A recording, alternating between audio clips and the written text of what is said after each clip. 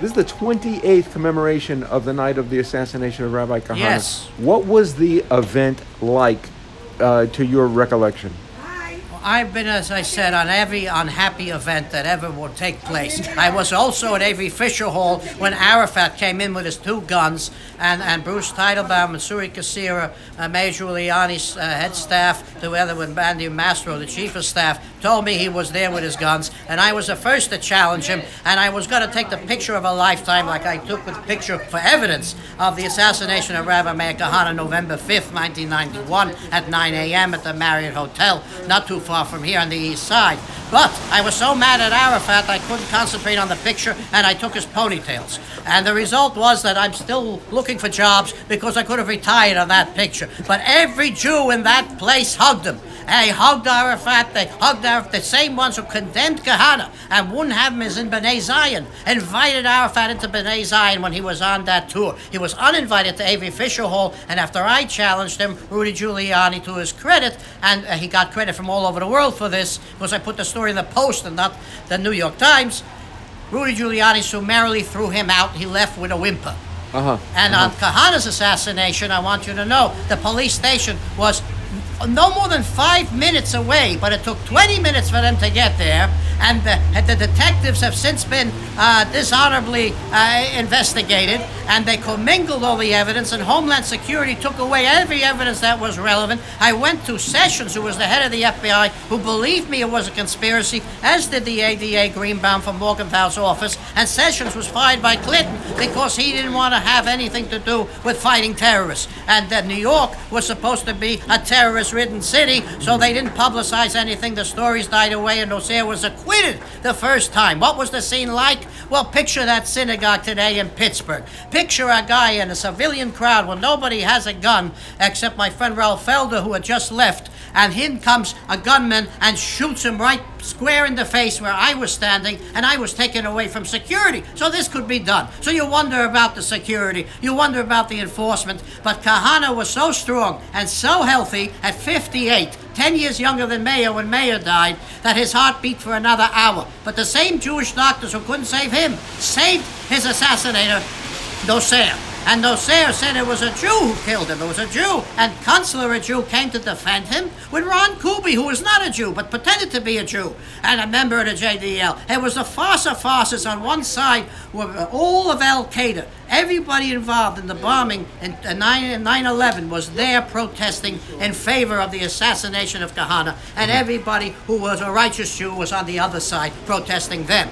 And when the sentence came down that acquitted the murderer of the murder that everybody knew he did, even Schlesinger, my mother-in-law's opera mate, who I had to sit next to, the judge who never got certiorari after that to stay on longer, he said the verdict made no sense, and because of the evidence I had of the gun that I saw Nosair had, I took a picture of, he spent another year and a half in jail, and so they had the evidence when in '93 the World Trade Center blew up the first time, to keep him there after that event, and then read in Arabic what they should have read in the beginning. It still didn't help for 9/11, no matter how many times I warned the mayor and his staff and the FBI and so on. They were all blind, deaf, and dumb as they are today, except for Trump. Trump is the only person who is seeing and hearing and knows. And because all the villains of the world know he knows, they condemn him instead of saying, come and rescue us. Come bring in more terrorists. Don't keep them out. This is the Jewish organization's answer. And there's a protest tomorrow for Trump. So we're on the streets too. Who's on the streets? The ones who believe in the Trump administration and that America protects Jews, that it did. My father, who fought in the French and American armies and in the resistance and the Israeli independence war, he came here, found a marvelous life in this marvelous country, and these bastards are not going to ruin it, and the media that protects them is not going to ruin it, and the politicians on the left are not going to ruin it. They are losing. They will lose. They will always lose. Am Yisrael Chayes, as Kalbach wrote for Meir Kahane's rescue of Soviet Jews. Do you believe there was a conspiracy to hide El Sayed Nosair's notes about leading to the 1993 World Trade Center bombing? No question there was a conspiracy in the death of Meir and Benjamin Kahane. Benjamin killed on the millennium in Israel, and Meir killed November 5th, 1990.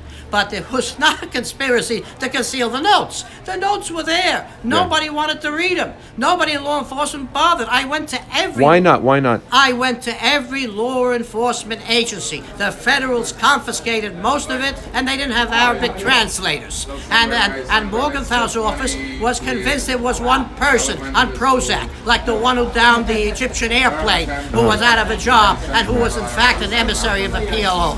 These are not lone soldiers. They are part of conspiracies with deep money and deep training. And the one who went into the temple today was an assassin. He had rifles and handguns that only experts use. And he let his men know and his women know who will watch his blog that this is the day. And we're too dumb to recognize it or to take it seriously. Meir Kahane took it seriously as the Shlomo Carlebach. They brought Jews to Judaism. They said not 1 inch from Israel, and they would have protected us today, but we don't have any Jews today to protect us anywhere. I might add, Dov Hikind was in the forefront of always protecting Jews, and he was there in Crown Heights when the locals went up against us, and the Mayor Dinkins and his staff were told by Governor Cuomo to do nothing. So if you're expecting protection from government or you're expecting protection from your friends, you're not going to get it. So I speaks with my Father's voice, who went through everything. God Almighty should see us through. We have the strength and the intelligence and the ingenuity to overcome all adversity, but we don't have the ability to confront ourselves. We have to somehow or other put reason in the minds of people who are normally reasonable to see who the enemy is, that this is not an Orwellian world, that there is right and wrong. There are no gray areas where events like this take place. The assassination of Kahane or the death of Carlebach, where they should have had a defibrillator on the plane. Now, he would have been alive today, and now they do. And certainly not a synagogue that should have had guards. But I want to make one last point.